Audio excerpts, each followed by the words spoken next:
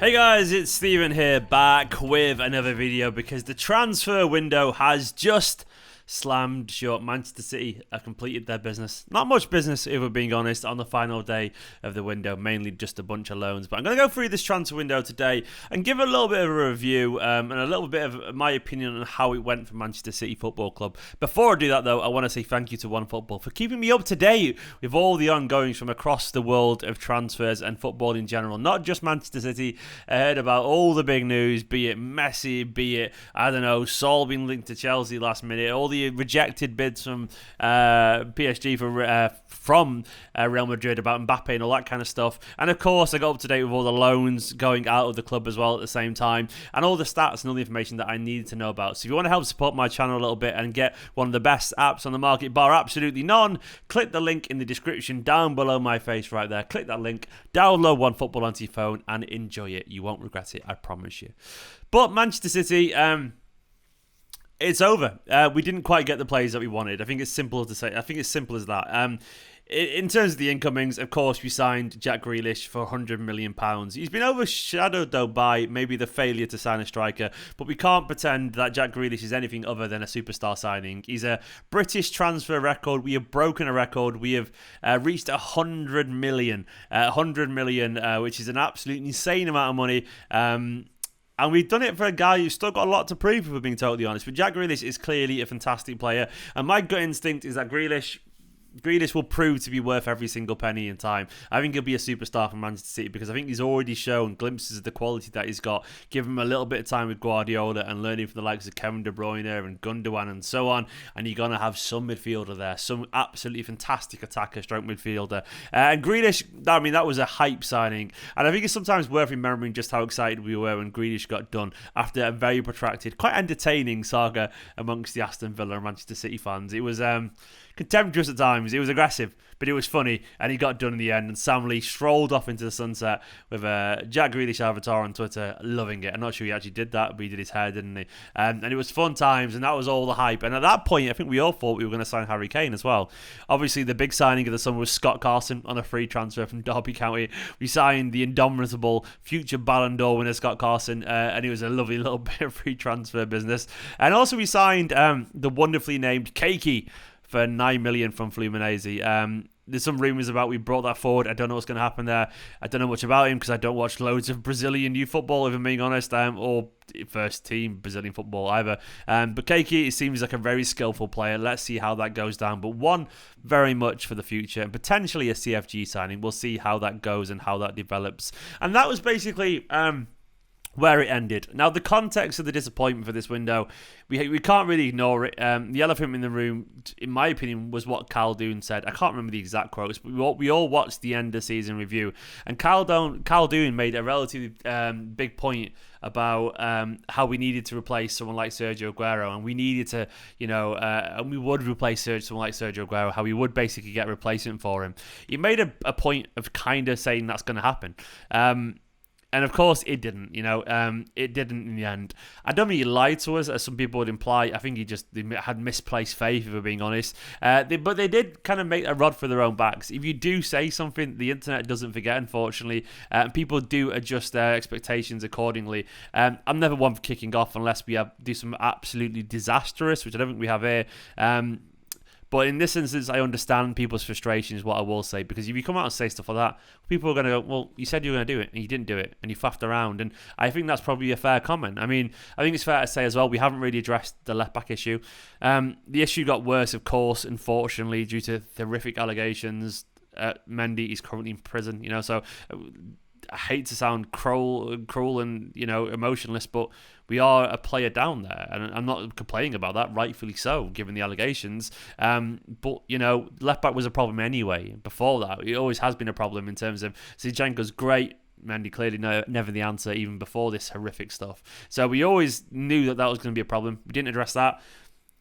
Definitely didn't address the striker situation. And some people felt we needed a midfielder as well, with Fernandinho getting a lot older, which is a good point. We didn't fix that either. So what we've done, we've just signed essentially a backup goalkeeper, some Brazilian wonder kid, and a midfielder, which we didn't probably really need. I would guess Grealish coming in was meant to be a replacement for the inevitable Bernardo Silva departure, which didn't happen, which was interesting. So Bernardo not going, to me, is a success as well. I've got to look at it that way. Even if it's just that no one came in with the right bid from him, Bernardo staying is fantastic news. Laporte staying is fantastic news. Gabriel Jesus staying is fantastic news. And Raheem Sterling staying is also fantastic news. These are key players for the balance of our squad. Some more important than others, arguably, but all four are high quality players that our squad would have been lesser without them involved. So I'm happy that they all stayed. That to me is a minor success, as of course is the extensions for the contracts of Ruben Diaz and John Stones. And if you believe the reports, there's some very much in the works for Edison as well. Stefan allegedly as well, I heard a rumour, and also Phil Foden. Fingers crossed all those are done soon. But either way, on that front, players not going, and players signing new contracts, that was a bit of success there. In terms of the outgoings, I mean, obviously, a long time ago, Aguero and Garcia left now to Barcelona, which is a shame. We sold Jack Harrison for 11 million to Leeds United, and Lucas Demetra for 11 million to Wolfsburg. Demetra was an interesting one. I hope you got some kind of sell-on fee there or buyback or something like that. But either way, Angelino also completed his move to Leipzig, which was agreed a long time ago.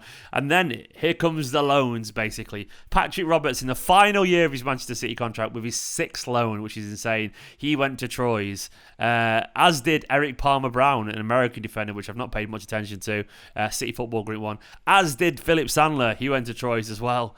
Didn't like Martinho, someone got there as well. I don't know. Either way, someone did. Yeah, no, Isaac Abore went there as well, the right back. Which is interesting. Another City Football Group signing there. Troyes are a team to pay attention to this year. Yangel Herrera as well joined Espanyol on loan. Really highly rated Venezuelan midfielder. Who knows, maybe he impresses once again in La Liga. Maybe he's a chance to come back next season and step into Fernandinho's shoes. We'll see. Claudio Gomez got a good loan actually to Barnsley, which would be interesting. I'll see how he gets on there. He's an intelligent player, Claudio Gomez. He's a good midfielder. He's been versatile last season as well. Let's see how he gets on in a very physically demanding championship. And he's only quite a slight guy. But let's see how he gets on. I like him. Tommy Doyle's move was fascinating. He's gone on loan to Hamburg. Hamburg, obviously a huge historic club, but they're currently in the second tier of the German league, the Bundesliga 2, which is interesting. So that's not the league I ever expected in a million years Tommy Doyle to go, but he's gone there to take a new challenge, and I like that attitude, actually. If there's one player who's intelligent enough and focused enough to do it, it's probably Tommy Doyle. He's a fantastically gifted young man and a fantastically mature young man at the same time as well. Hamburg need to get back up to the Bundesliga. Obviously, you know, it's not the highest quality league in the world, but it's definitely higher than the Premier League 2 by some way. And he will be playing alongside senior players with a lot of expectation. So fingers crossed he gets plenty of game time. He does well there. Pablo Moreno went to Girona. Cool. Alfred Dianco left. Signed for Granada over in Spain, went on loan after that as well. It's interesting that he was a decent little player. I didn't expect him to go, but fair enough, I understand it as well. Taylor Howard-Bellis, of course, with a good loan over at Anderlecht under Vincent Kompany's tutelage, which could be a very good loan for him if he plays a lot of football there, because that could be a career maker potentially for Howard-Bellis. Yeboah Amankwah went on loan to Accrington Stanley for a year. Morgan Rogers got a good loan. Bournemouth, which is obviously huge for him. I think they've got an option to buy as well. But Bournemouth are currently, obviously, one of the better teams in the Championship. They're currently sat in 6th. They've got a chance to go up this season. And Morgan Rogers, he's a very good young player. He was impressive in pre-season, impressive last season for Lincoln. Has he played yet? He's come off the bench a few times, I think. So that's an interesting thing for him. Jan Kuso went to SC Braga. I don't know if he's playing over there or not. Ben Knight scored tonight, actually, for Crewe on loan there. Matt Smith on loan at Hull City. Sarmiento to Girona. Callum Doyle, 17-year-old Callum Doyle, has gone on loan to Sunderland in League One. He's already absolutely killing it there. That could be a loan to keep an eye on. Stevanovic to Herenveen. Don't know much about Stevanovic, other than he's meant to be really good, but a 2-year loan. Alexander Robertson was an interesting one as well. A really natural goal-scoring midfielder. Only young. I think he's like 18 years old, potentially.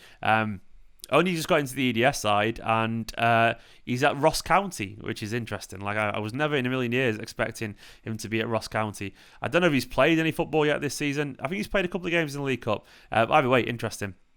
Lewis Fiorini at Lincoln after a good season at NEC Breda. Bazzuno at Portsmouth. Trafford at Accrington Stanley as well. Let's see how they all get on. But either way, it was a weird window. And what I mean by that is, like, City talked the talk this window, basically. Like, we got Grealish, you broke a British transfer record. We did something incredibly on Manchester City. We went crazy and spent an awful lot of money. And then we made a big fuss about trying to sign Harry Kane, which we clearly did. Everyone knew it. And we were only in for Harry Kane. And everyone said, we've got no backup targets. It's just Harry Kane. Then it turns out we only really bidded once, allegedly. Bid. I keep saying that. We only really bid once, apparently, during the Euros. And after that, Daniel Levy didn't pick up the phone, which makes you think, why did we hang on for so long? So why did we hang on for so long and not go for anything else? Especially after we just spent so much money on Grealish. Why did we not try and plug any of the gaps in the squad, like midfielders or left back? Why did we definitely knew the horrific Mendy news was coming? Why did we not try and get ahead of that and sign a left back? It is a very strange window. Like, it makes you wonder what they were up to. Like, I know everyone go cheeky out and whatever, but I think also we need to remember that this transfer process isn't just cheeky Briggenstein. You got Ferran Soriano who's involved in the finance. Omar Berardi probably sets the budgets as well. Guardiola who gives the thumbs up. And what I heard personally, it was Guardiola who actually pushed towards Kane more than Manchester City did because he wanted him for now.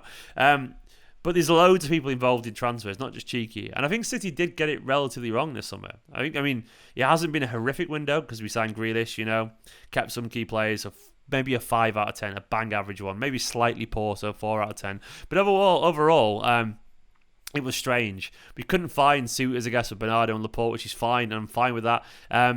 We've watched Nuno Mendes go on loan to PSG. I mean, that to me seems like a no-brainer that maybe should have gone there.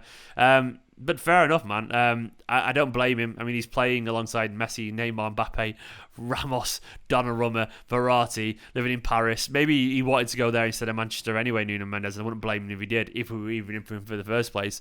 But it does feel like a weird window. You do wonder if they've still got financial fair play on the brain or something like that, because we haven't come out and addressed all the solutions. We've sent an awful lot of players to all corners of the world on loan, broke a British transfer record, but still left with some players who didn't want to be here, allegedly. It's been a weird one, a very weird one. I mean, what I will say right now is I'm not going to panic. I'm a firm believer in opportunity knocks sometimes. Like, one person's bad news is another person's good news. Bernardo not getting a move up. City not signing Kane is good news for Ferran Torres. Good news for Jesus. Good news for Delap. All that kind of stuff. I look at it that way. City not signing a defensive midfielder is good news for Romeo Lavia, a very talented under-18, currently training with the first team. So I always look at it and go, well, could it be that another story emerges? No one expected Gundogan to score 16 goals, whatever it was last season. No one expected him to become a goal-scoring midfielder.